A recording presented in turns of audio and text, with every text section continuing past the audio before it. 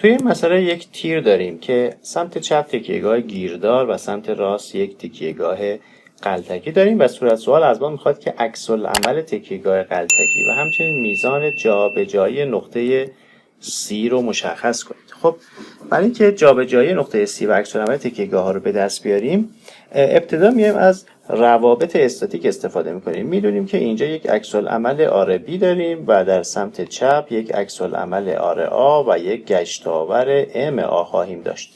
خب اگر روابط استاتیک رو بنویسیم، سیگما اف وای مساویه با 0. ببینیم چی به دست میاد. یه آر A رو به بالا داریم، یه آر B رو به بالا داریم، این دوتا آر A و آر B. یک W ضرب در L دوم برای بارگذاری سمت چپ رو به بالا داریم، پس یه W L دوم و یک W ضرب در L دوم رو به پایین، منهای W L دوم مساویه با 0. خب اینها ساده میشن و مشخص میشه که مقدار آر A برابر با منفی آر B. این مقدار آر A رو بر حسب آر B به دست آوردیم. حالا بریم سراغ رابطه گشتاورگیری. اگر رابطه گشتاور رو استفاده بکنیم، سیگما M حول نقطه A برابر با 0 با این علامت مثبت و این علامت منفی. ببینیم چی میشه. حول نقطه A گشتاور بگیریم، آر A حذف میشه، یه ام A خواهیم داشت که علامت منفی داره، پس میشه منهای ام A. یه W ضرب در L دوم داریم با این نقطه اثر که بایستی ضرب در فاصله شون که میشه L چهارم. این فاصله L چهارم هست و گشتاورش هم به صورت مثبت هست خواهیم داشت. پس میذارم به اضافه W L دوم ضرب در فاصلهش که L چهارمه. این ترم رو داریم که WL دوم هست، W ضرب در L دوم ضرب در فاصلهش میشه یه 1/4 L و یه L دوم میشه 3/4 L. پس میذارم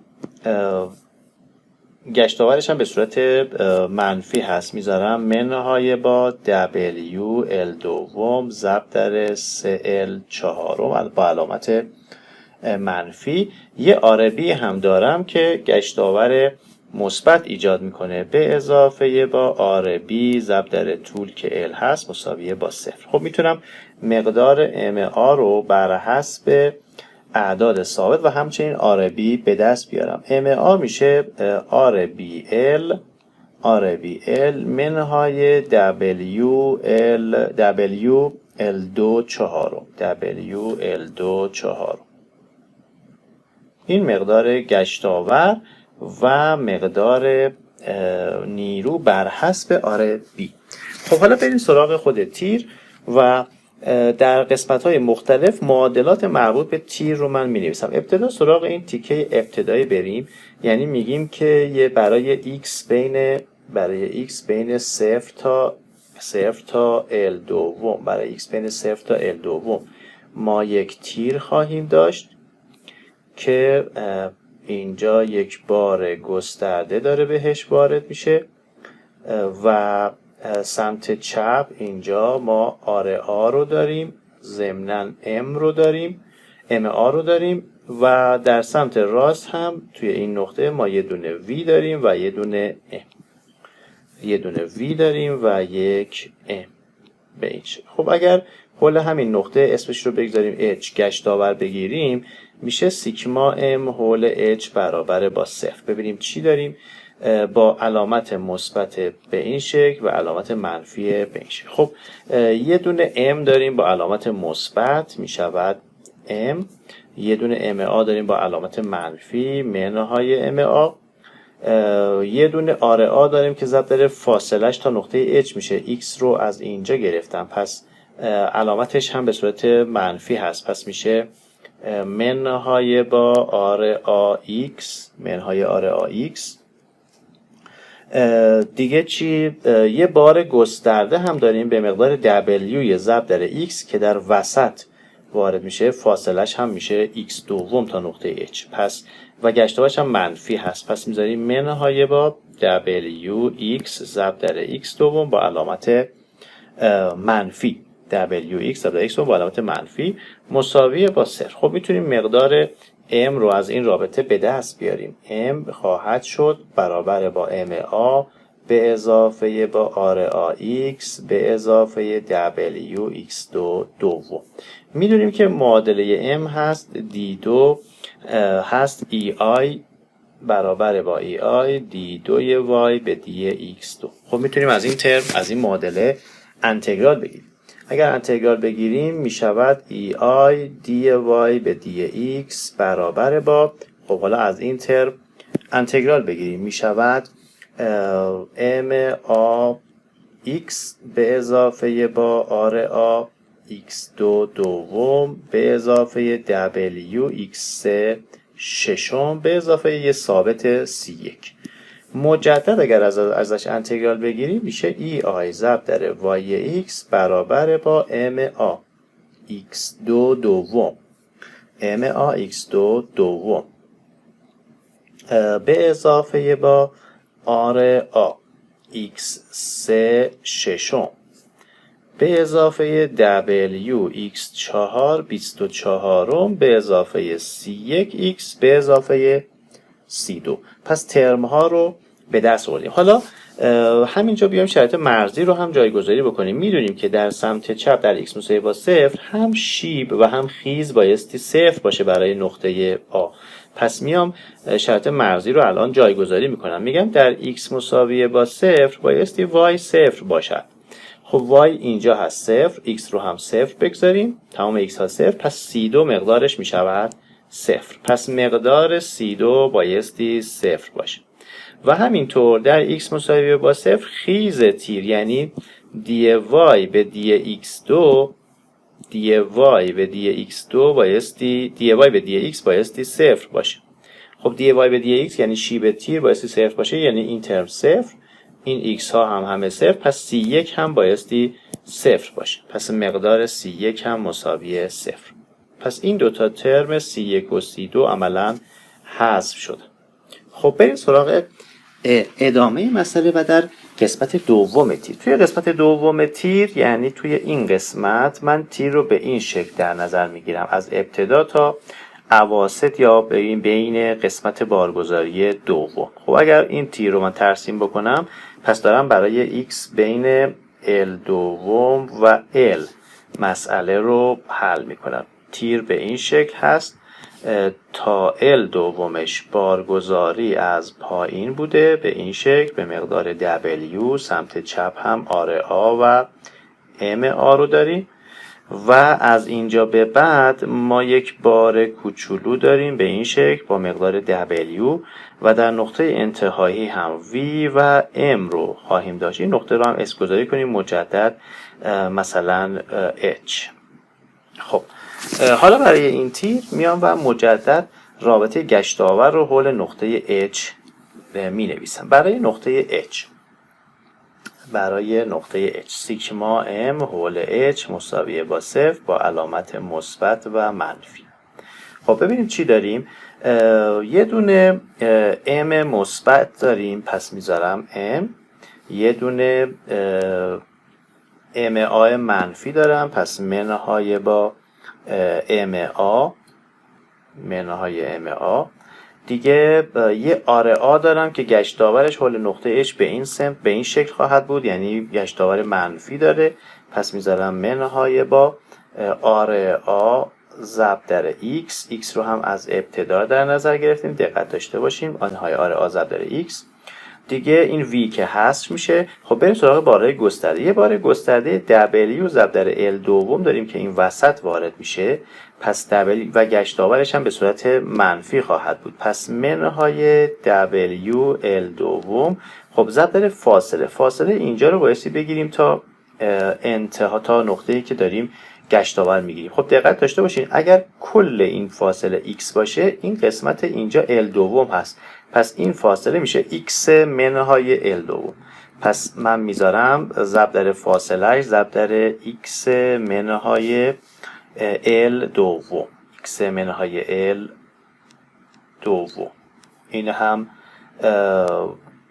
گشتاور مربوط به W.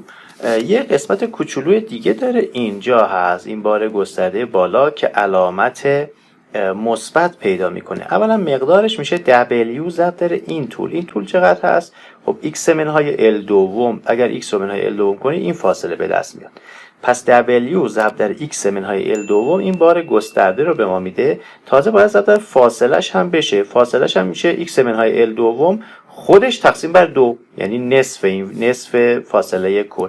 پس من میذارم علامتش هم مثبت بود، میذارم به اضافه W ضرب در x منهای L دوم، این میشه بار گسترده اینجا، ضرب در x منهای L دوم تقسیم بر 2.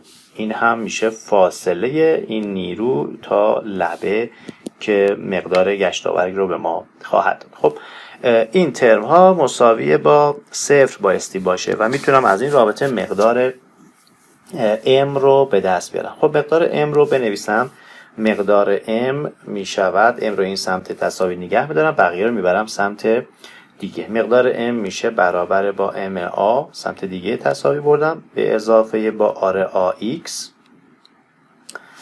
به اضافه با W L دوم ضرب در x منهای با L چهارم. اینجا این x منهای L دوم رو اشتباه نوشتم به این خاطر که باید این فاصله رو ضرب در این نیرو رو ضرب در این فاصله بکنم و کل این L دوم هست، نصفش میشه L چهارم.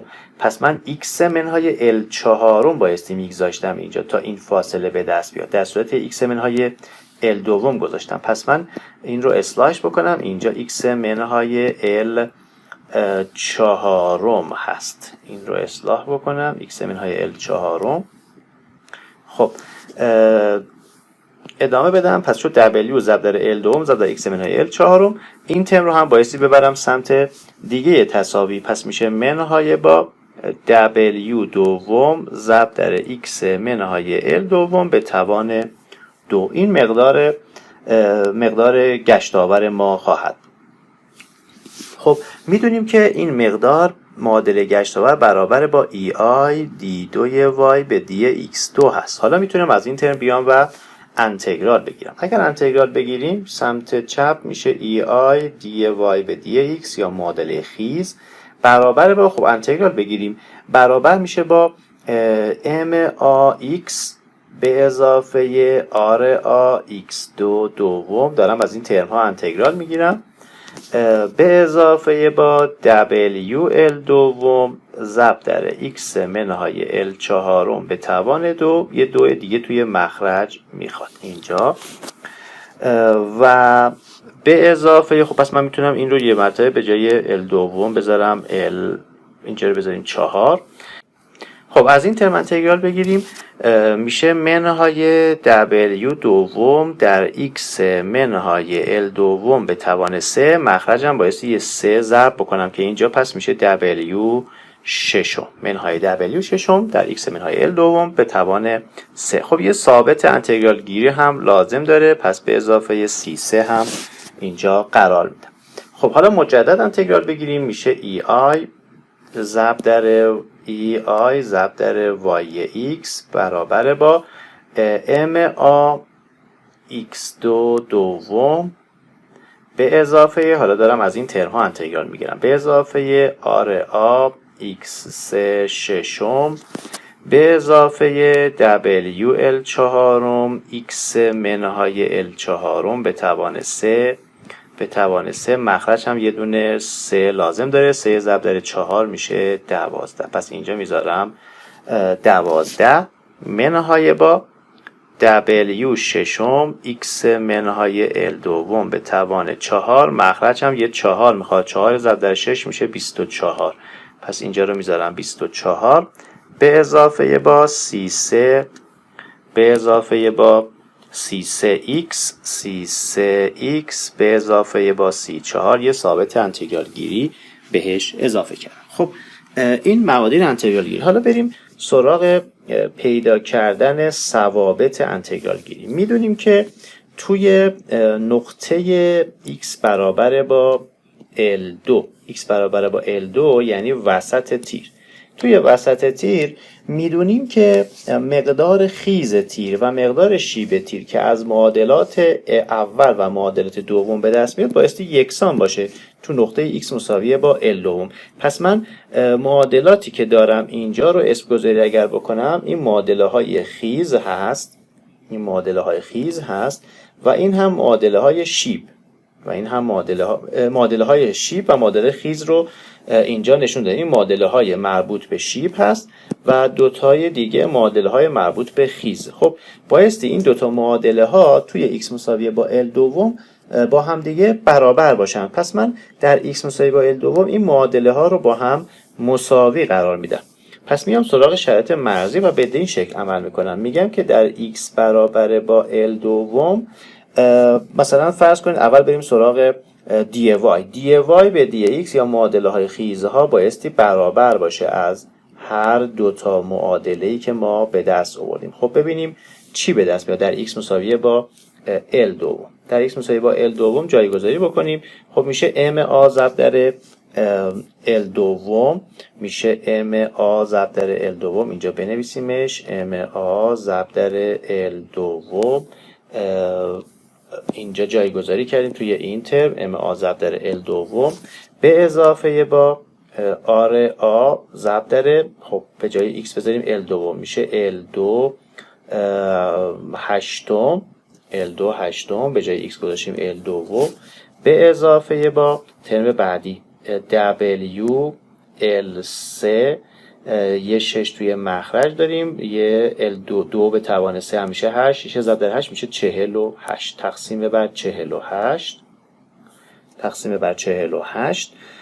پس و C1 رو هم که نداریم دیگه، C1 هست شده، این ترم صفر هست. خب مساوی هست با، حالا بیام توی رابطه پایینی و توی این ترم بیام و L دوم رو جایگذاری بکنم.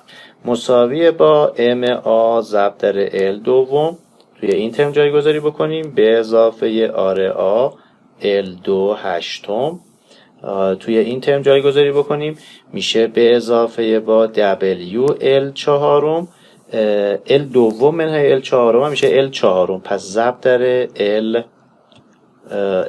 به توان 2، 4 هم به توان 2 برسه میشه 16. پس میشه WL3 تقسیم بر 4 ضرب در 16. WL3 تقسیم بر 4 ضرب در 16.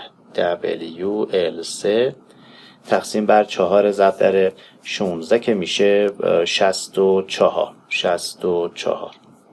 توی این ترم جایگذاری بکنیم L دوم رو. خب این ترم حذف میشه و C3 باقی میمونه به اضافه C3.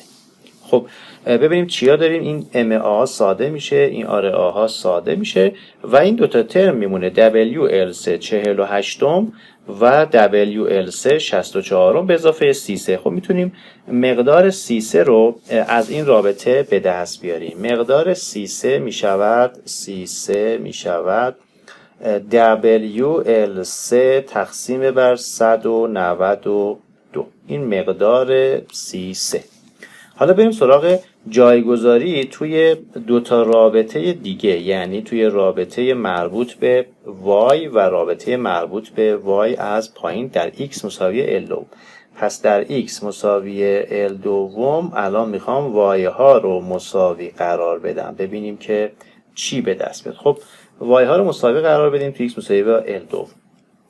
از رابطه بالا میشه ma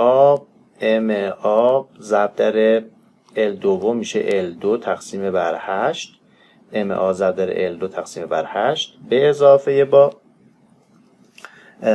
اضافه با توی این رابطه جایگذاری بکنیم L دوم رو به اضافه را ضرب در L2 تقسیم بر مخرجم میشه 6 8 48 تا به اضافه با ترم بعدی میشه W 24 ضرب در L به توان 4 تقسیم بر 16.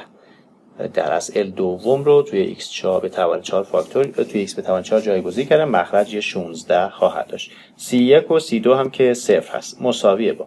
حالا اینجا توی این ترم جایگذاری بکنیم، مساویه با L2 تقسیم بر 8 به اضافه با RA L2 تقسیم بر 48. توی این دوتا ترم جایگذاری کردم. توی این ترم هم که جایگذاری بکنیم حذف میشه. اینجا رو هم بایستی جایگذاری بکنیم. پس به اضافه WL12 ضرب در خب x منهای L2 منهای L4 میشه L4 به توان 3.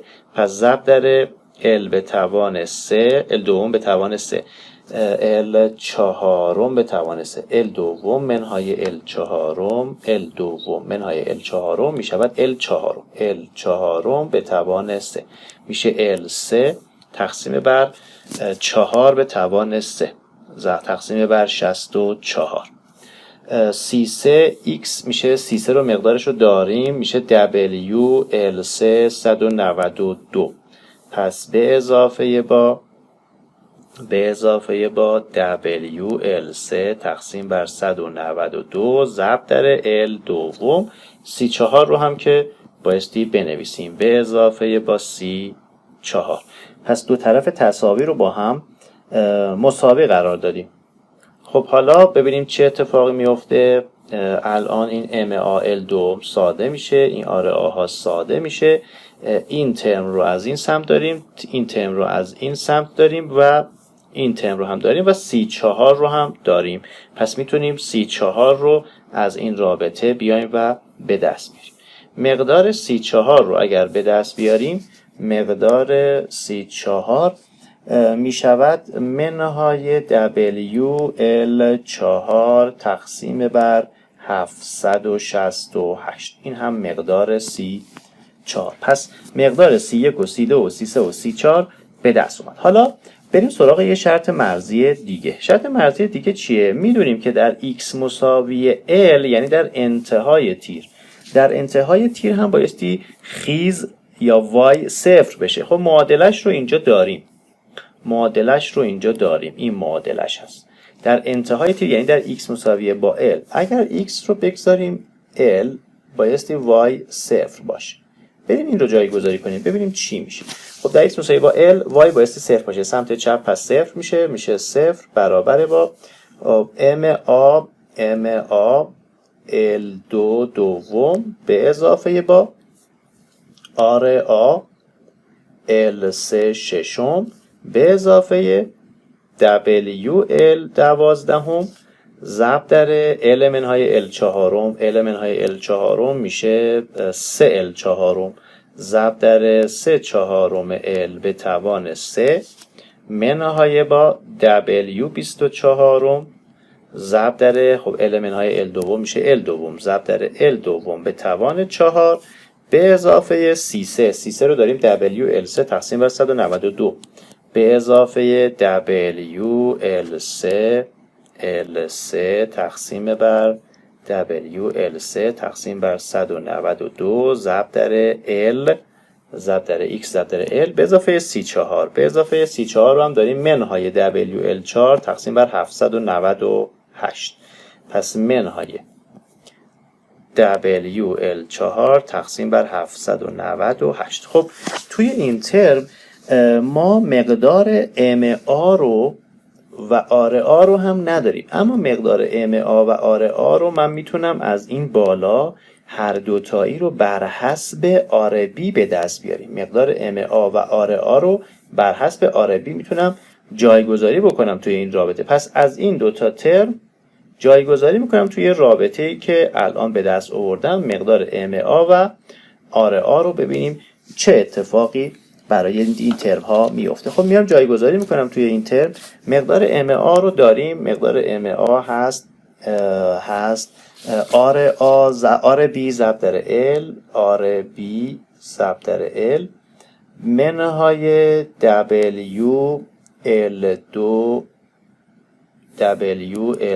4 منهای WL2 4 به جای MA از ترمی که این بالا به دست آورده بودیم جایگذاری کردیم از این ترم RBL منهای WL2 4 به جای RA هم میذارم منهای RB.